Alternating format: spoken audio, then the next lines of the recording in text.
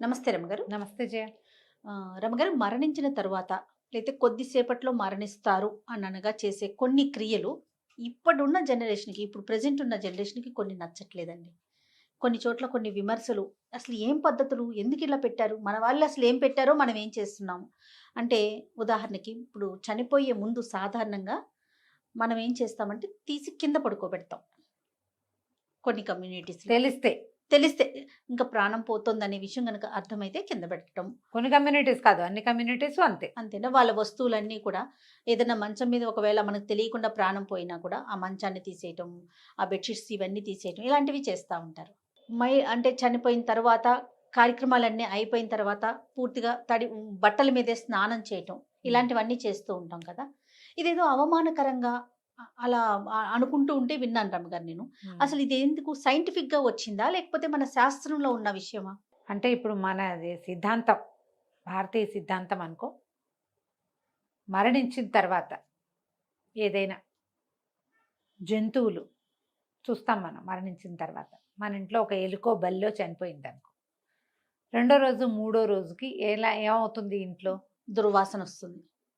మనం కూడా అంతే చేయ, మనం కూడా అంతే. ఒక వంకాయ వినటానికి కొంచెం బాధ అనిపించినా ఆ, నిజం. జీవం లేకపోతే అంతే. ఓ వంకాయ ఉంది, వంకాయలు బాగా వండుకుంటాం మనం. ఓ వంకాయ సిలిండర్ వెనకాలో సామాన్ల మధ్యలోనూ పడింది. రెండో రోజుకి మూడో రోజుకి దుర్వాసన వస్తుందండి. ఆలుగడ్డలు మనం ఇష్టంగా తింటాం. హెల్త్ కూడా వంకాయ మంచిది, ఎంతో ఎంతో కొంత మంచి ప్రధాన ఆహారం. ఏమవుతుంది?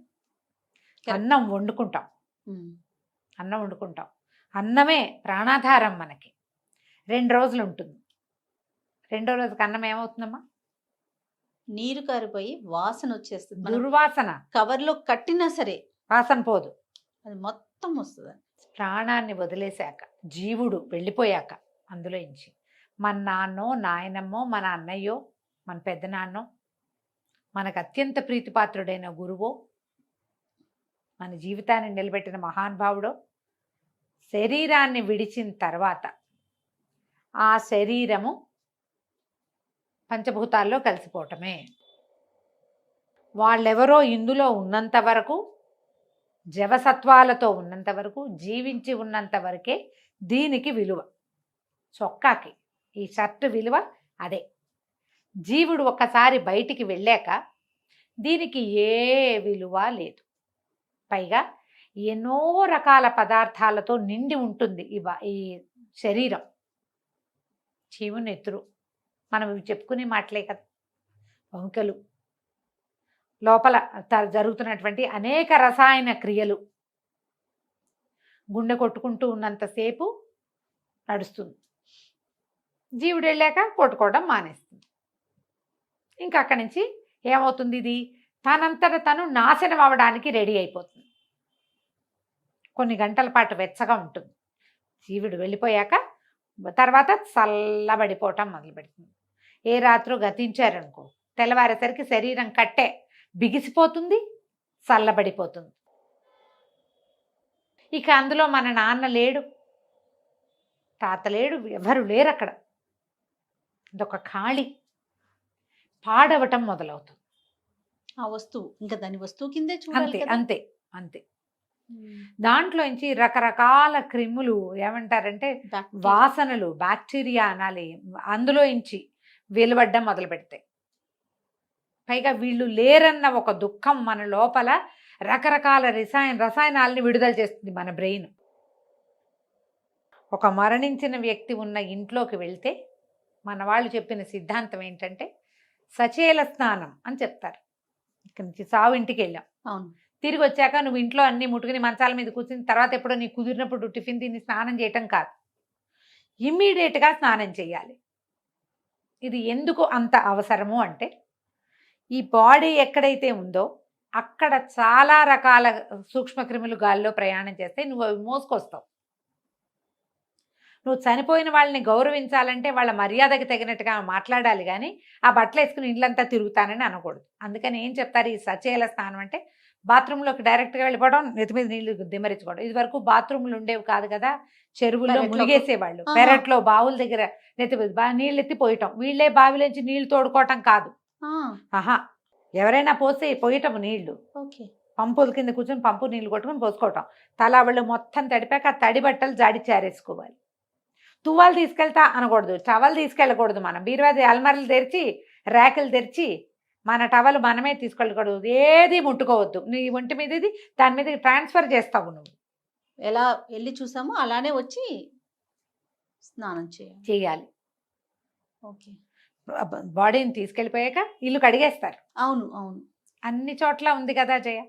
ఆ కడగటం కూడా, ఆ క్రిములు కడగటం మీకోసమే. అది అంతే తప్ప అదేదో అవమానంగా భావించకూడదమ్మా, అది పొరపాటు. మీరు మనకు ఒక పక్కన తెలుసు, బ్యాక్టీరియా తెలుసు, సూక్ష్మక్రిములు తెలుసు, వైరస్లు తెలుసు, శరీరంలో ఎండార్ఫిన్లు రిలీజ్ అవుతాయి, అవేమిటో అవుతాయి, డోపమైన్లు వస్తాయి, బొచ్చడి తెలుసు మనకి. ఇవన్నీ సైన్స్ బోళ్ళు తెలుసుకున్నాం మనం.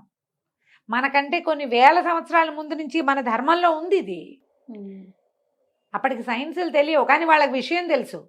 నీకు సైన్స్ అన్న పేరు తెలుసు, ఈ సైన్స్ వాళ్ళకి ఎప్పుడో తెలుసు. ఇంకా అప్పుడు చాలా నియమంగా కఠినమైన చేసేవారేమో కదా రమ్మగారు. ఇప్పుడే కొంచెం ఫ్లెక్సిబుల్ గా వాళ్ళని వెళ్ళి ముట్టుకోకూడదు. ఎవరికైతే ఇది ఉందో వాళ్ళని ముట్టుకోకూడదు. ఆ ఇంటి పేరిట వాళ్ళని ముట్టుకోకుండా ఉండాలి. ఇది లెక్క. మరి కింద ఎందుకు పడుకోబెడతారు? అట్లా కాదు జయ. ఇప్పుడు ఎలా అంటే శరీరం పాంచభౌతికమైనది. మనం దేంతో నిర్మించబడ్డాం? పంచభూతాలతోటి నిర్మించబడింది శరీరం. అందులో ఏమున్నాయి? పృథివీ, తేజో, వాయు, ఆకాశాలు ఉన్నాయి. పృథివీ అంటే భూమి, అప్పు అంటే బేసిక్ మట్టి, అప్పు అంటే నీరు, పృథివీ, అప్పు, తేజస్సు అంటే అగ్ని, వాయువు, ఆకాశము. ఈ 5తోటి నిర్మించబడిన శరీరం. అందుకని పృథివికి భూమి మీద పెడితే ఏ ఎలిమెంట్ నుంచి మన శరీరం నిర్మించబడిందో దాన్ని దగ్గర చేస్తున్నాం మనం. సులువుగా జీవుడు వెళ్ళిపోతాడమ్మా, ఈజీగా వెళ్ళటం కోసం. అంటే పాత పద్ధతి. ఇంకంతే. భూసైనం చేయించడం అని పదం దానికి. భూసైనం అంటే అదే, చనిపోయే ముందు తీసుకెళ్ళి కింద. ఇప్పుడు రాత్రిపూట నిద్రలోనే పోయారు, తెలీదు కదా. మనం పెద్దవాళ్ళయ్యి తెలిసి మనకి మరణాసన్నులుగా ఉన్నారు అంటే అప్పుడు భూసైనం చేయించడం పాత. ఇప్పుడు అందరు ఎక్కడ చేస్తారు? జేఏ హాస్పిటల్లోనే ఉంటారు. అక్కడి నుంచి వెళ్ళిపోతారు. అవకాశం ఉన్నప్పుడు చేయగలుగుతారు. కాదు, ఒక్కొక్కళ్ళకి ఒక పట్టుదల కాదు, మా నాన్న సుఖంగా బతికాడు, ఇప్పుడు కూడా సుఖంగానే పోవాలనుకుంటారు. మీరు వాళ్ళకి హెల్ప్ చేస్తున్నారు నేల మీద పడుకోబెట్టి. ఆ జీవుడు సులువుగా వెళ్ళేందుకు అవకాశం ఇస్తున్నాం మనం నేల మీద పడుకోబెట్టడం అంటే. అదే ఒక రకమైన రెస్పెక్టే. అంతే. అదేం తప్పు కాదమ్మా. తప్పుగా భావించద్దు. పాత పద్ధతి అంటే అది పూర్వీకుల పద్ధతి. ఇప్పుడు మేమెందుకు చేస్తాము అంటే నీ ఇష్టం. అది ఇంకా నీ ఇష్టం. వాళ్ళు మరణించాక ఏమవుతారో నువ్వు తెలుసుకోవాలా. ఇంకా సైన్స్ మరణించిన తర్వాత జీవుడు ఎట్లా ప్రయాణం చేస్తాడు, ఎక్కడికి వెళ్తాడు, ఎన్ని రోజులు ఉంటాయి, వాడిలో పంచకోశాలు ఉన్నాయి, ఒక కోశం ఇక్కడ ఉండిపోతుంది, తెలీదు మనకి. సైన్స్ అది కనిపెట్టాల. అవన్నీ కనిపెట్టింది ఇది శాస్త్రం ఉంది దానికి. లేదు, మనకు తెలియదు కదా జయ. అంతే కదా అమ్మవారు చెప్తారు పంచకోశాంతర స్థిత అని చెప్తారు. మన 5 కోశాల్లోనూ అమ్మ ఉంటుంది, వెళ్ళిపోతుంది. మరి తెలుసుకోవాలి మనం. అది మన శాస్త్రం చెప్పింది. ఇలా చేయాలి, ఇలా ఉండాలి, ఈ రకంగా ఉంచాలి అని. ఈ జీవుడు ఎంతకాలం ఇక్కడ ఉంటాడో మరణించిన తర్వాత నీకు తెలుసా? సినిమాల్లో చూస్తావు నువ్వు. అంతే సినిమా వాళ్ళలో చూపిస్తుంటారు. అది వీరు యమభటులు రావడం, తీసుకుపోవటం, తర్వాత ఇక్కడ జరిగేవన్నీ చూడడం, వీళ్ళే పైకి వెళ్ళి మాట్లాడడం, కిందకెళ్ళి ఇదేంటి నేను పోయానా అని వాళ్ళే ఆశ్చర్యపోవడం అన్నీ కథల్లో, సినిమాల్లో ఉంటాయి. ఒరిజినల్గా ఏ సైన్స్ అయినా దీని గురించి చెప్పిందా? కానీ సైన్స్ ఒక విషయం చెప్పింది. ఒక్కసారి మనిషి మరణించాక ఆ బాడీ ఎందుకు ఉపయోగపడదు? ఏమో ఉపయోగపడుతుంది. ఇప్పుడు సైన్స్ మనకి డెవలప్ అయింది కాబట్టి కొన్ని పార్ట్స్ని మనం వాడుకోవచ్చు సరైన సమయంలో. అందులో కూడా ఏంటి, మనమే చెప్తున్నాము, శాస్త్రం చెప్పింది. కొన్ని గంటల పాటు శరీరం వెచ్చగా ఉంటుందని పూర్వీకులకి తెలుసు. ఆ వెచ్చదనం ఉన్నంతలోపు అన్ని అవర్స్ లోపల దాన్ని మనం వాడుకో. సైన్స్ మనకి వచ్చిన డెవలప్మెంట్ సైన్స్ వల్ల ఈ బాడీ పార్ట్స్ని వాడుకోవడం. సైన్స్ని తక్కువ చేయట్లేదమ్మా, ఇవి ఉపయోగపడతాయి. ఇంకొక మనిషి హాయిగా బతకడానికి ఈ మరణించిన వ్యక్తి సహాయపడతాడు. పెద్ద గుండె కలిగిన వాడు అతను, అందుకే ఇచ్చాడు అవన్నీ. సంతకం మనమే పెట్టాలి కదా జయ, నా బాడీ పార్ట్స్ వాడుకోండి అని. పోనీ బాడీ పార్ట్స్ వాడారు, మిగిలిన దాన్ని ఏం చేస్తారు? షోకేజ్లో పెడుతున్నారా? లేదు కదా. లేదు, ఖననం చేస్తారు. ఖననమో దహనమో చెయ్యాలి. అయితే బాధ పెడతారు, లేకపోతే కాలుస్తారు, ఇదే చేస్తారు. ఇంకా కొంతమంది ఉన్నారు మహానుభావులు, ఈ మెడికల్ కాలేజీలోకి అక్కడికి నా బాడీని అదంతా ఇప్పుడే కదమ్మా డెవలప్ అయింది. బాడీ వాడుకోండి కెడావర్ అంటారు, అవి కావాలి వాళ్ళకి. ఇవి తెలుసుకోవడానికి హ్యూమన్ బాడీ ఎలా పనిచేస్తుందో తెలుసుకోవడానికి స్టూడెంట్స్కి ఉపయోగపడడం కోసం మెడికల్ కాలేజీలకి డొనేట్ చేయబడ్డం. అందరం చేయం కాదు అసలు. ఇది అందరి వల్ల కాదుగా. ఏ పల్లెటూళ్ళలోనూ ఉంటారు, అక్కడ అవకాశాలు ఉండవు. కొంచెం కాస్త టౌన్లు సిటీల్లో ఈ అవకాశాన్ని ఉపయోగించుకుంటారు. మిగిలిన భాగాలన్నీ వెళ్ళవలసిందే అంతే కదా. ఇది ఈ పాత పద్ధతుల్ని తెగనాడాల్సిన పని అయితే లేదు. అందులో కూడా మనం చెప్పుకుంటున్న సైన్స్ ఎంతో కొంత ఉన్నది. ఇవన్నీ టైం టెస్టెడే. ఇప్పుడు ఎలా అయ్యారంటే వాళ్ళది ఎవరిదో చావు వార్త, ఎవరో పోయారని చెప్పుకున్నా కూడా మన స్నానం చేయాలా అని అడిగే పిచ్చి వాళ్ళు ఇంకా ఉన్నారు. ఎవరో మా బాబాయ్ చనిపోయాడు అని చెప్పారు, నేను స్నానం చేయాలా చావు వార్త విన్నా కదా అని. ఇప్పుడు దీనికి ఇవన్నీ కూడా క్రమంగా ఎలా అయిందంటే ఒక్కొక్క కమ్యూనిటీని బట్టి ఈ ఎన్ని రోజులు వీళ్ళు దీన్ని పాటించాలి అనేది, ఆ మైలు ఎన్ని రోజులు, పక్షిని 3 రోజులు మైలేనా, వార్త వినగానే స్నానం చేస్తే సరిపోతుందా, చూసొచ్చి స్నానం చేస్తే సరిపోతుందా, ఇవన్నీ కూడా ఎవరెవరికి సరిపడా శాస్త్రాలు వాళ్ళకు ఉన్నాయి. ఏడాది పండగలు పబ్బాలు అన్నీ మానేయాలా, ఎవరు మానేయాలి ఎవరు మానేయకూడదు, బట్టలు పెడితే సరిపోతుంది. నెల లోపల ముహూర్తం పెడతారు పంతులు గారే ముహూర్తం పెడతారు. ఆ పెట్టిన ముహూర్తాన్ని బట్టి మంచి రోజుని బట్టి ఆ రోజున బట్టలు పెట్టించి ఆ తర్వాత నుంచి వీళ్ళ ఇళ్లలో మళ్ళీ వ్యవహారాలు మీ కమ్యూనిటీని బట్టి పాటించుకోవాలి. అవి మీ పెద్దలు మీ ఇళ్లలో ఎలా చేస్తారు. ఇప్పుడు కొన్నైనా మనం మన ఇంట్లో పద్ధతులు పాటిస్తాం కదా, సంస్కృతి సాంప్రదాయం అంటాం మనం. మన దేశానికి ఒక సంస్కృతి, మన ప్రాంతానికి ఒక పద్ధతి, మన ఇంటికి ఒక సాంప్రదాయం. మీ సాంప్రదాయం ఏదో దాన్ని పాటిస్తే సరిపోతుంది. దానికి వ్యతిరేకంగా వెళ్ళి నేను సూపర్గా చేశానని నేను అనుకోవద్దు. మీరు ఎక్కడికి వెళ్ళినా ఏదో ఒక సాంప్రదాయం మీ వెన్నంటి ఉంటుంది. మేము అవేం చేయమంటావు, నువ్వు నీ ఫ్రెండ్ మేము చేస్తానంటుంది. 2-3 డాక్టర్లను కలుస్తాను కలిసాం ఒక సందర్భంలో. అవన్నీ ఏముండవు. ఇంపార్టెంట్ బాడీ పాడైతే ఇదంతా ఇదైపోతుంది, అది చాలా బ్యాక్టీరియాస్ రకరకాలు రిలీజ్ అవుతాయి, పనికిరాదు అని చెప్పారు. ఇంకొక ఆవిడ చెప్పారు, ఆవిడ కూడా 2 సీనియర్సే చేయాలి. పాత పద్ధతులన్నీ కరెక్టేనండి. ఆ దుఃఖం నుంచి మనం బయటపడడానికి కూడా మనకు ఒక 10 రోజులు పడుతుంది. ఈ దుఃఖావేశం, మరణ దుఃఖం, ఆత్మీయుల్ని కోల్పోయిన ఆ లోన్లీనెస్, ఆ కష్టం, వాటి వల్ల మనకి బోల్డెన్ రకాల ఇవి రిలీజ్ అవుతాయి కెమికల్స్ బాడీలో, రసాయనాలు. ముట్టుకోకపోవటమే మంచిది. అందుకని సాత్విక ఆహారం తింటారు. అందరి ఇళ్లలో ఏం చేస్తారో నాకు తెలియజేయ. మా ఇళ్లలో అరటికాయ, పెసరపప్పు అలాంటివి తింటారు. ఊరగాయలు అవి తినరు, పెద్దగా కారాలు అవి తినరు, పెసరపప్పే వండుకోవాలంటారు. కందిపప్పు అవి వండరు. 10 రోజులు, మొదట 12-13 రోజుల పాటు కందిపప్పు వండరు. చివరి 13వ రోజునే మంచి మామూలు ఆహారం తింటాం. అప్పటిదాకా చప్పటివే, తిరగమాతలు అవి తక్కువ వేస్తారు, తిరగమాతలు ఉండవు, అలా చేసుకుంటారు. మన ఇంట్లో ఆ రోజు ఎవరైతే మరణించారో ఆ రోజు వంటలు కూడా చేయరు. అవును, డెడ్ బాడీ ఉంటే ఊరంతా భోజనం చేయకుండా ఉండే కాలం కూడా ఉండేది. ఎవరిళ్లలోనూ పొయ్యి వెలగదు. పాతకాలపు పద్ధతి అనుకో. ఇప్పుడు ఏముంది, అపార్ట్మెంట్లలో ఉన్నాము, మానేసి ఉంటారు ఎంతో కొంత. అయినా కూడా కొన్ని పాటించవలసిందే కదా. అంతే కదా. అవునా.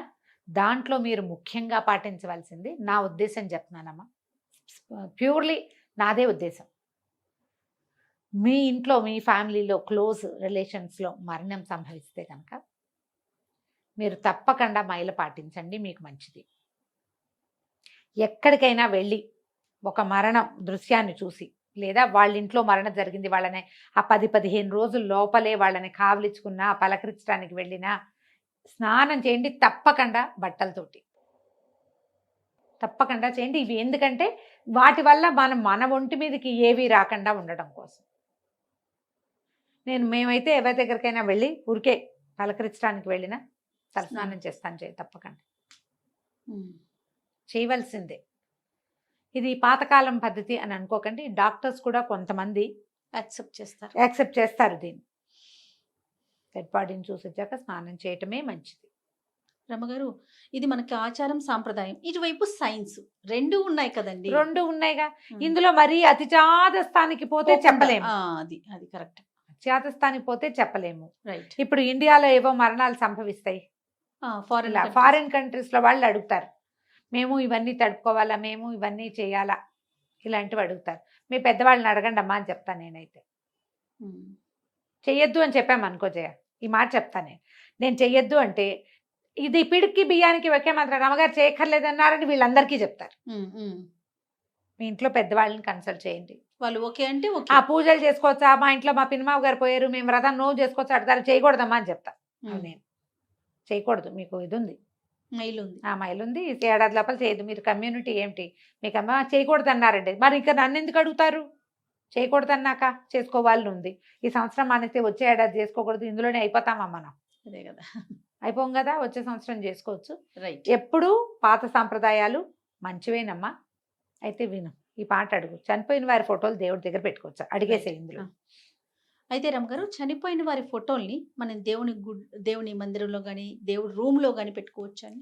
మందిరాల్లో పెట్టుకోకూడదు జయ. అంటే సాధారణంగా ఏమనుకుంటారంటే మా వాళ్ళు దేవుడి దగ్గరికి వెళ్ళిపోయారు, దేవుడు అయిపోయారు అని, అందుకని దేవుళ్ళల్లో పెట్టుకుంటారు. ఏ పెద్దవారు, నాకు దాని మీద అవగాహన లేదు కానీ మా ఇంట్లో దేవతార్చన వేరే, మా నాన్నగారు తాతగారి ఫోటోలు హాల్లో ఉండేవి, మా అమ్మది కూడా హాల్లోనే ఉంది, నాయనమ్మవి హాల్లోనే ఉన్నాయి. మేము ఎప్పుడు దాన్ని దేవుడి దగ్గర పెట్టుకోలేదు. ఏ మనుషులు దేవుళ్ళు అయిపోరమ్మా, అయిపోరు, అది చాలా కష్టం. వారితో సమానంగా పెట్టకూడదు, మనం నిత్యార్చనలో పెట్టుకోకూడదు. కావాలంటే మీకు దేవుడి మందిరం ఉన్న గదిలో ఓ పక్కన గోడకు తగిలించి ఉంచుకోవచ్చు. పూజ చేసేటప్పుడు వాళ్ళ ఫోటో కూడా తెచ్చి పూజలో పెట్టడం మాత్రం అంత సరైన పద్ధతి కాదు. అంటే మీకు పూజా విధానాలు ఉన్న వాళ్ళకి, ఏ పెద్దవారు ఏ ధర్మ సందేహాలకి సమాధానం చెప్పే పెద్ద పెద్ద వాళ్ళు ఎవ్వరూ కూడా ఉంచుకోండి అని సమర్థించలేదు. నాన్నలవి అక్కయ్యలవి మనం చనిపోతే వాళ్ళ గుర్తుకు మనం పెట్టుకోవచ్చు అంతే. వాళ్ళ మరణించిన రోజో వాళ్ళ పుట్టినరోజో ఒక దండ వేయచ్చు. మన ఇంట్లో ఏదో ఫంక్షన్ అవుతుంది, అప్పుడు వాళ్ళకు కూడా ఒక దండేసి ఒక నమస్కారం చేసుకోవచ్చు. ఛాయాచిత్రమే కదా, పెట్టుకోవచ్చు. కానీ దేవుడి మందిరంలో పెట్టుకోవటం మాత్రం అంత కరెక్ట్ కాదు. రైట్. థ్యాంక్ యూ రమగారు. నమస్తే. నమస్తే.